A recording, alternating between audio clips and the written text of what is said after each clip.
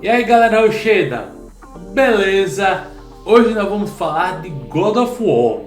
Mais precisamente nós vamos responder a questão: por que God of War saiu da mitologia grega e foi para a mitologia nórdica? A gente sabe que os primeiros jogos da franquia God of War, a primeira trilogia, o Ascension e etc., eles se passam na antiga Grécia. O Kratos enfrenta deuses gregos, enfrenta titãs e etc. Porém, no God of War de 2018, ele sai da mitologia grega e passa a atuar na mitologia nórdica. Por que essa mudança aconteceu?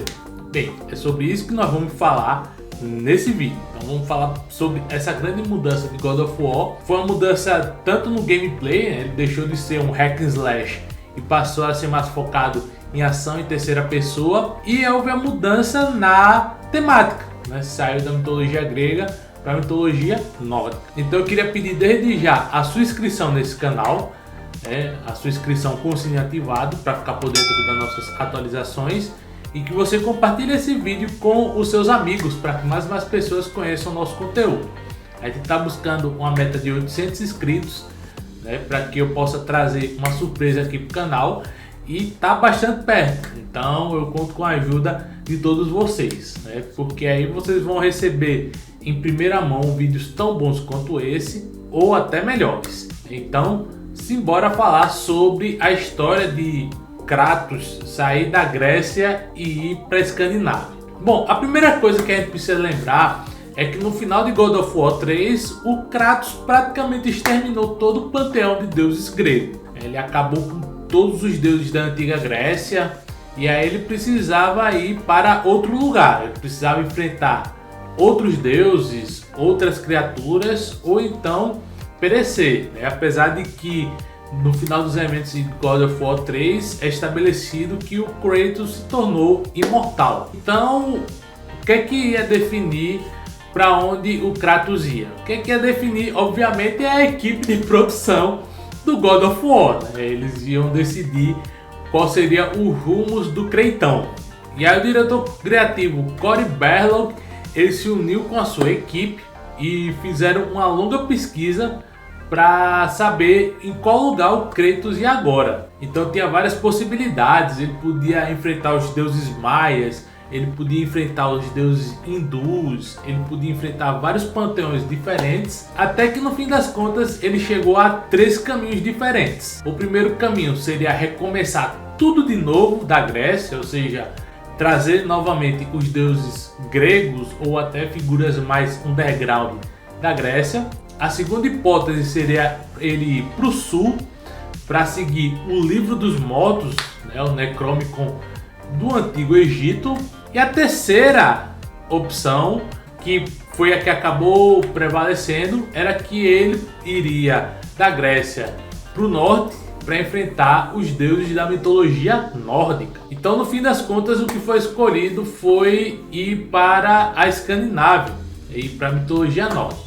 Em relação a isso, Cory Barlog diz o seguinte: havia histórias fantásticas em cada sistema, mas eu sabia que havia um lugar para cada um deles, mas não imediatamente. As duas últimas que encontramos, aquelas que eram tão emocionantes, eram egípcias e nórdicas. Eu realmente amei a ideia de que os faraós eram os primeiros arautos para os deuses, e eles existiam em uma civilização urbana ativa. Não fizemos muito isso nos primeiros jogos, mas eu não sabia se estávamos prontos para isso tecnicamente, e geograficamente não é tão longe da Grécia. Há muito cruzamento nas duas culturas. Se você vai se esconder na casa de seu vizinho não é uma jogada inteligente. Isso é basicamente o que Kratos estaria fazendo. Ou seja, dentro da lore do jogo, é como se o Kratos tivesse aprontado tudo aquilo na antiga Grécia, e ao invés de fugir para um lugar bem distante, ele acabasse fugindo para um lugar bem mais perto, já que gregos e egípcios eles tinham contato entre si, e a mitologia dos dois povos um acabou influenciando o outro. Então basicamente é como se o Kratos tivesse ido para um lugar mais distante ao invés de ir para um lugar mais próximo, que obviamente ele estava querendo se esconder de tudo e de toda a tragédia que ele tinha sofrido na antiga Grécia. No entanto, tem mais duas coisas que é importante salientar, que meio que influenciou, né, na escolha da Escandinávia, ao invés do Egito ou da própria Grécia, para as novas aventuras do Kratos. A primeira é o que o Cory Barlog chama de o bizarro senso escandinavo de humor. Os deuses gregos, a maioria deles é meio padrão. Normalmente são pessoas muito bonitas, você tem mulheres muito lindas, homens muito fortes e bonitões e tal. E normalmente você não vê muita coisa bizarra dentro da mitologia grega. Quer dizer, tem algumas coisas bem bizarras mesmo, tipo Príapo. Mas o fato é que a maioria dos deuses gregos e a maioria das situações da antiga Grécia são situações normais ou relativamente normais. Na mitologia nórdica você vê muita situação bizarra, você vê muitas coisas bizarras acontecendo. Você vê, por exemplo, o Loki que virou uma égua e ficou grávida de um cavalo. Sim, o Loki, ele é mãe de um cavalo. Mais precisamente do cavalo que é utilizado por Odin, né? O Sleipnir. Você tem Thor tomando toda a água de um oceano, né?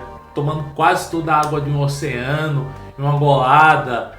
Você tem várias figuras na mitologia nórdica que são bizarras. O pessoal da antiga Escandinávia tem um senso de humor bem diferente, que poderia e que foi utilizado no God of War de 2018, que certamente também será utilizado nesse God of War Ragnarok, que nós teremos a seguir, ou que já tivemos se você está vendo esse vídeo do futuro.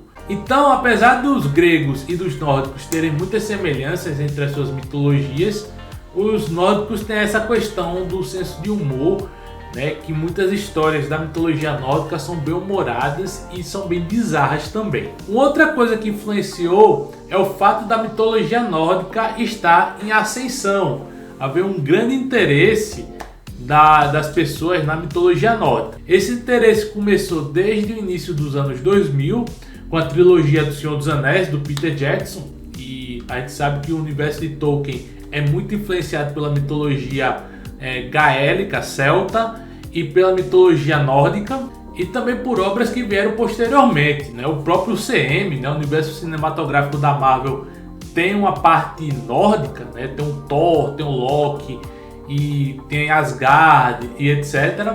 Posteriormente tem essa série aí dos Anéis de Poder, que é influenciada em Tolkien. Você teve também nesse meio tempo a série Vikings, né, que aborda muito a mitologia nórdica. O próprio Japão teve lá o Vinland Saga, que é um mangá e um anime que são baseados na cultura nórdica, né, que estão cenários de Vikings e tal. Esse ano a gente teve o Homem do Norte. Então a mitologia nórdica é uma mitologia que está muito em voga desde o início dos anos 2000. Né? A gente já está aí há 22 anos com muita coisa sendo produzida da mitologia nórdica. E aí God of War obviamente quis entrar nessa onda. E aí foi por conta disso que eles acabaram desenvolvendo também o God of War nórdico.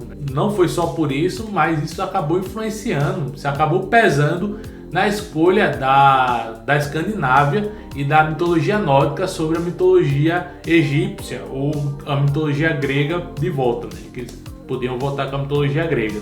Outra coisa que a gente precisa notar também é que o Cory Barlog, ele também levou em consideração a questão do tempo, né? Porque muita gente pode se questionar porque a mitologia grega vem antes da mitologia nórdica, se a gente for analisar historicamente. A mitologia grega, os autores da antiga mitologia grega, eles datam do século V a.C. Enquanto que a mitologia nórdica, né, as histórias dos vikings e tal, eles acontecem do século 8 ao século 11 depois de Cristo. Então são duas mitologias que a nível de tempo estão localizadas muito distantes uma da outra, cronologicamente falando. Porém, as histórias dos vikings, eles contam como se fossem eventos acontecidos no passado, que houveram uma época onde os deuses andavam junto com os homens, e que essa época aconteceu muito no passado. O que o Cory Barlog e seus colegas fizeram foi basicamente considerar que esse tempo no passado foi um tempo próximo, foi um tempo contemporâneo à época da mitologia grega. como os vikings diziam que no tempo passado os deuses andavam pela Escandinávia e no passado os gregos falavam de deuses e da presença dos deuses andando na antiga Grécia, ele pegou essas informações e separou apenas por uma questão geográfica, acontecendo uma na Escandinávia e outra na Grécia. E eu acho que está invertido isso aqui, eu acho que é assim, né? Grécia, Escandinávia. Então foi em cima disso que eles acabaram criando esse conceito de meio que um universo compartilhado dos deuses de God of War, que seriam contemporâneos, tanto os gregos quanto os nórdicos. Mas vale lembrar também que a questão dos egípcios não foi 100% abandonada pelo pessoal de God of War. Antes de Kratos ir para a Grécia, ele passou pelo Egito. Isso aconteceu na HQ God of War Fallen God, que mostra os eventos imediatamente após God of War 3, quando Kratos vai até o Egito antes que ele pudesse subir até a Escandinávia. No entanto, nesse período ele não chega a enfrentar os deuses egípcios. Bom pessoal, então é isso. Esse foi o vídeo falando por que Kratos foi para a mitologia nórdica, por que God of War saiu da mitologia grega para ir para a mitologia nórdica. E aí, qual é a fase de God of War que você mais gosta? Né? A fase grega ou a fase nórdica? Comenta aqui embaixo, né? E eu vou deixar aqui mais 2 vídeos para que você possa continuar maratonando o nosso canal. Beleza? Então é isso. Valeu!